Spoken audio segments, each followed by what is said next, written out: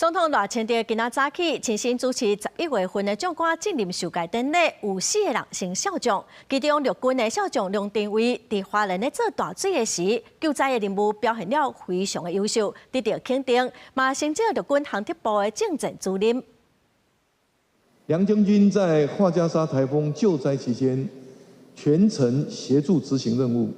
整合地方联系，尽忠职守。 李将军在空作部任内，负责兵力派遣与航线设计，成效卓著。胡将军是幻象战机单机性能展示飞行员，多次参与国际交流，表现优异。